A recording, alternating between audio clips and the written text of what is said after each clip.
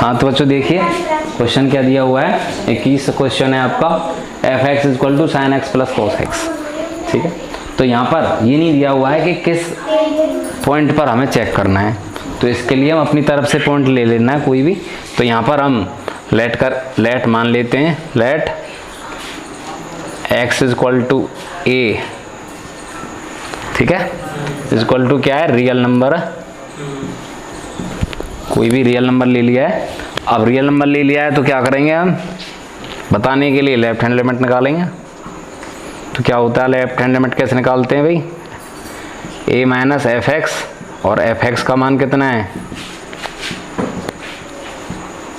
ये f(x), इसे रख दीजिए, sin x + cos x। अब देखिए लिमिट s टेंड्स टू 0 कर दीजिए, और sin a - h + cos कितना आएगा, a - h, ठीक, x के स्थान पर क्या रख दिया, a - h, सिंपल है। अब देखिए क्या है, यहाँ पर h के स्थान पर क्या हो जाता है, 0 हो जाता है, तो डायरेक्ट 0 कर दीजिए, या इसे खोल के भी दिखा सकते हैं, ऐसा कुछ नहीं है। तो यहाँ पर डायरेक्ट h के स्थान पर 0 कर देंगे तो क्या आ जाएगा, sin a, और यहाँ h के स्थान पर 0 कर देंगे तो cos a रह जाएगा, और cos a। तो ये आपका आ गया किसका मान, लेफ्ट हैंड लिमिट का मान। इसी तरह से फिर किसका मान निकाल देंगे आप, राइट हैंड लिमिट का मान निकालिए, a + f(x), और f(x) का मान रख दीजिए कितना है, सेम ही है, sin x + cos x है, और limit s tends to 0 sin a + h + cos a + h, ये दिया हुआ है। अब s का मान 0 कर दीजिए, इसमें भी क्या मान आएगा, sin a, यहाँ कर दें cos a, सेम पहले की तरह आ गया। अब क्या निकालना है, x = a पर निकालिए, कहाँ है फंक्शन, ये रहा फंक्शन आपका। तो यहाँ पर फंक्शन रख दीजिए, क्या रखना है भाई, x के स्थान पर a, और यहाँ भी x के स्थान पर a, तो कितना आ गया, sin a + cos a। तो आप देखिए यहाँ पर कितना आया था, sin a + cos a, यहाँ भी क्या आया था, sin a + cos a, means क्या आ गया यहाँ पर कि जो लेफ्ट हैंड लिमिट है वो किसके बराबर है, राइट हैंड लिमिट के, मीन्स f a के बराबर है। और इसका मतलब क्या है आपका, f(x) क्या है, ये कंटिन्यूअस फंक्शन, ठीक। तो सेम इसी प्रकार से आप सेम लैंग्वेज में यहाँ पर आ जाएगा, आंसर क्या आएगा, x के स्थान पर देखिए, ये जो क्वेश्चन है ये ऑलवेज ही आपके क्या रहते हैं, कंटिन्यूअस फंक्शन होते हैं, इसमें कोई शक नहीं। क्यों, क्योंकि हमने बताया था शॉर्टकट करने के लिए क्या करते हैं, x का मान रख देते हैं सीधा। अब यदि यहाँ पर मान रखें, लेफ्ट हैंड में भी मान रखेंगे, राइट हैंड में मान रखेंगे, तो जितनी बार भी मान रखेंगे sin a + cos a आना है, यहाँ पर क्या आना है, sin a - cos a आना है, और यहाँ पर क्या आना है, sin a cos a आना है। तो हर बार sin a cos a आना है, तो मीन्स क्या, सेम इसी प्रकार से तीनों क्वेश्चन हल करने हैं, इन्हें आप कीजिएगा। हाँ तो बच्चों देखिए आपका नेक्स्ट क्वेश्चन क्या है, f(x) = sin x, और यहाँ पर आपको इंटरवल नहीं दिया हुआ है, ये नहीं बताया हमें कि किस पॉइंट पर हमें से सिद्ध करना है कि कंटिन्यूअस फंक्शन होगा कि नहीं होगा। तो ये आपके जो क्वेश्चन नंबर 22 है, 22 है, जो सब प्रत्येक क्वेश्चन इसी टाइप का है। तो इसमें हम क्या करना है, देखिए इसमें अपनी तरफ से कोई भी ले सकते हैं, जैसे x = a ले लेते हैं, रियल नंबर ले लेते हैं, मान लीजिए x = a क्या है, कोई रियल नंबर है। तो आप इसी पर क्या करेंगे, यहाँ पर लेफ्ट हैंड लिमिट निकाल दीजिए, x tends to a - f(x), और limit x tends to a - sin x लिख दीजिए, और लिमिट s टेंड्स टू 0, और वही a - h रख देंगे। अब साइन के स्थान पर यहाँ पर a- है, तो और h के स्थान पर 0 रख दें, तो आंसर कितना आएगा आपका, sin a। तो लेफ्ट हैंड लिमिट कितनी आ गई, sin a। अब देखिए राइट हैंड लिमिट निकालेंगे, क्या होगी, limit x tends to a+, अरे कौन है, दरोया उठाक दरोया कहा है? दर्द या चला मत। अब ए प्लस एफ एक्स और मान रख दीजिए। अब एफ एक्स का मान तो साइन एक्स ही है, सेम ही है, चेंज और कोई तो फंक्शन ही नहीं है यहाँ पर। तो लिमिट एच टेंस टू 0 और साइन के स्थान पर फिर क्या रख देंगे? ए प्लस एच रख देंगे पहले की तरह, और एच के स्थान पर 0 हो जाएगा तो फिर साइन ए आ जाएगा। और उसके बाद क्या निकालना है हमें? x इक्वल टू ए पर डालना है। तो क्या दिया हुआ है फंक्शन, उसमें रख दो।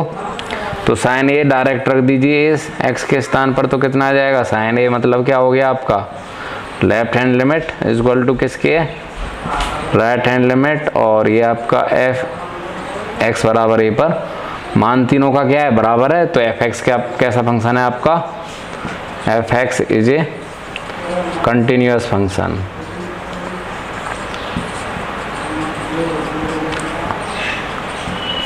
ठीक, तो इसी प्रकार से आप सेम इसमें सेम ऐसे ही लिखना है, बस साइन के स्थान पर क्या लिखना है हमें? कॉस लिखना है। तो कॉस ए हो जाएगा, प्रत्येक पॉइंट में कॉस ए आएगा और यही आप। तो देखिए क्या फंक्शन दिया हुआ है आपका, एफ एक्स इक्वल टू कितना है? कोसेक एक्स को हम क्या लिख सकते हैं? 1 अपॉन साइन एक्स लिख सकते हैं। और हमें पता है कि 1 अपॉन साइन एक्स मीन्स बटे में आ रहा है, और जब भी कोई फंक्शन बटे में आता है तो उसका मतलब होता है कि बटे वाली वैल्यू यदि 0 के बराबर हो जाती है तो उस फंक्शन का मान क्या हो जाता है? इन्फिनिटी हो जाता है। तो यहाँ पर हमें साइन एक्स इक्वल टू 0 पर क्या होगा? F x is a discontinuous function होगा, न्यूअस फंक्शन एक्सेप्ट इट। ठीक है, जो आपका एफ एक्स है, यदि हम साइन एक्स इक्वल टू 0 ना लिखें, इसके अलावा यदि और कोई भी मान रख दें तो प्रत्येक मान पर क्या आएगा? कुछ ना कुछ रियल वैल्यू आएगी, इसलिए क्या होगा? डेफिनेट वैल्यू आएगी, इसलिए एफ एक्स क्या होगा? Is a continuous function.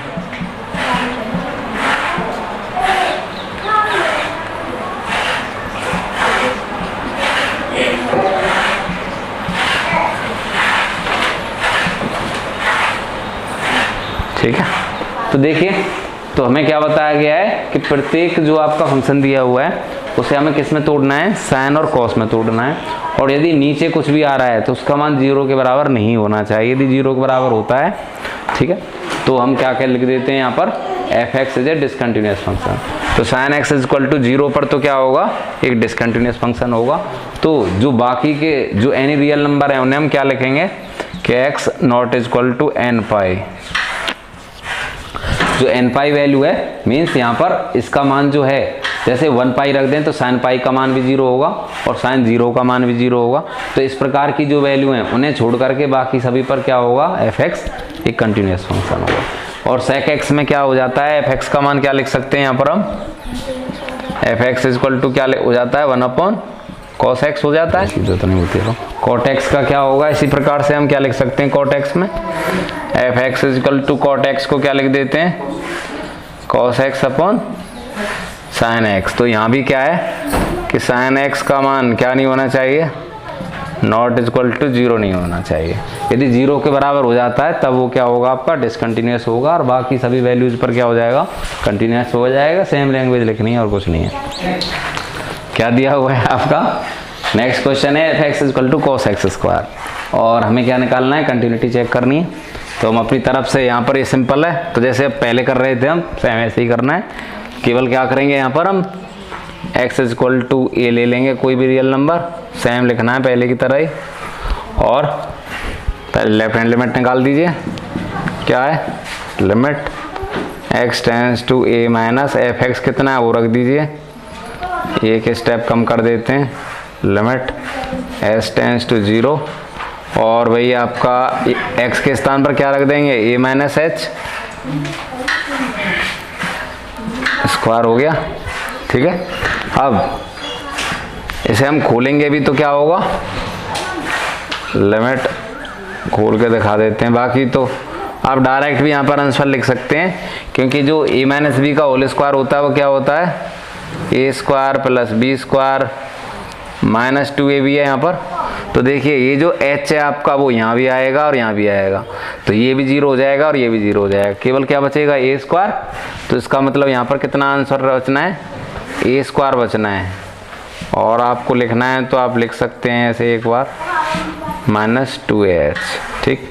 h का मान 0 कर दें तो केवल कितना उत्तर आ जाएगा, cos a स्क्वायर हो जाएगा, ठीक है। और सेम इसी प्रकार से जो राइट हैंड लिमिट है उसका मान भी हम निकाल लेंगे।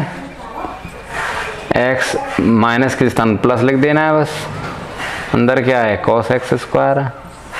और अब लिमिट h टेंड्स टू 0 है, और यहाँ पर हम cos x के स्थान पर क्या लिख देंगे, a प्लस h का स्क्वायर।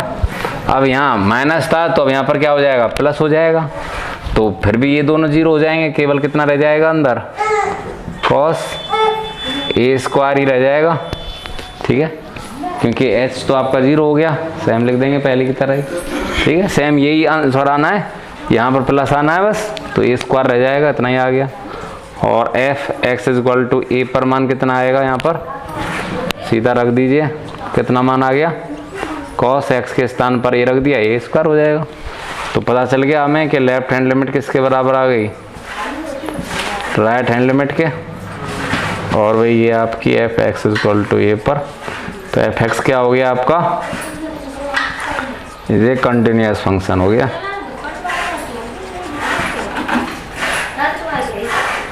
ठीक है, ये हो गया। तो आगे देखिए एक्स है, और ये जो मोड होता है उसका मतलब केवल प्लस और माइनस से होता है। और हमें क्या पता है कि जो cos x होता है उसकी वैल्यूज कहाँ से कहाँ होती हैं, कम से कम वैल्यू हो सकती है cos की कितनी, -1 हो सकती है, और ज़्यादा से ज़्यादा वैल्यू कितनी हो सकती है, +1 हो सकती है। प्लस की समझ लो, या हम ये कह सकते हैं कि -1 और +1 के बीच में रहती हैं cos की वैल्यू, और मोड लगाने से ये वैल्यू कैसी हो जाएंगी, प्लस की हो जाएंगी। तो यहाँ पर हमें ये पता चलता है कि जो f(x) है उसकी प्रत्येक वैल्यू क्या होगी, एक डेफिनेट वैल्यू होगी, रियल वैल्यू होगी। तो यहाँ पर क्या है कि जो रेंज ऑफ किसकी रेंज ऑफ जो cos x है इक्वल टू कितनी होती है, -1 से 1 के बीच में होती है। सो क्या होगा, f(x) जो होता है हैज डेफिनेट वैल्यूज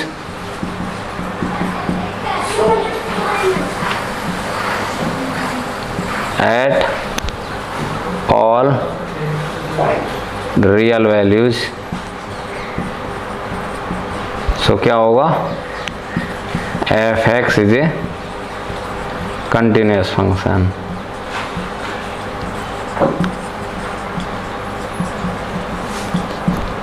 ठीक।